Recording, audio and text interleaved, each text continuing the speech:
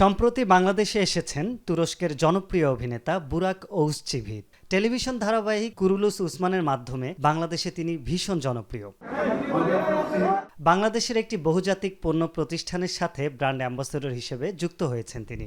তারই প্রচারণায় এসেছেন বাংলাদেশে। আজ রাজধানীর একটি 5 তারকা হোটেলে আয়োজিত এক অনুষ্ঠানে তিনি কথা বলেন গণমাধ্যমের সাথে। বাংলাদেশকে নিয়ে জানান তার অনুভূতি। বক্তব্যের শুরুটাও করেন বাংলা দিয়ে। Shabeke Shagotam. That's it. That's it. That's it. Thank you so much. All people is here. Oh, it's very interesting for me. All people said the first one, Muhteşem Yüzyıl, Bali Bey. Is it true? Is it true? Yes.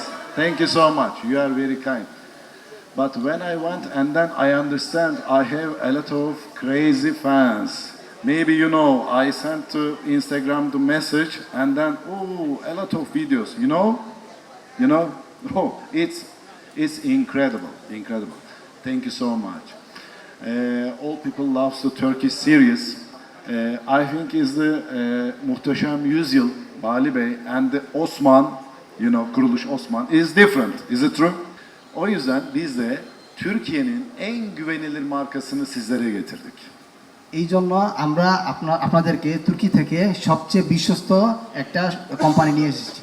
তিনি আরও বলেন, ভারত কিংবা পাকিস্তানের চেয়েও বাংলাদেশে তিনি বেশি ভালোবাসা পেয়েছেন। এ সময় হাততালির মাধ্যমে উপস্থিত দর্শকদের ভালোবাসায় সিক্ত হন তিনি। Her zaman duyduğum şey, bütün mesela daha önce Pakistan'a da gittim. Hindistan'da da çok sevildiğini biliyorum. Şu an Bangladeş'teyim. Çok sevildiğini hep duydum.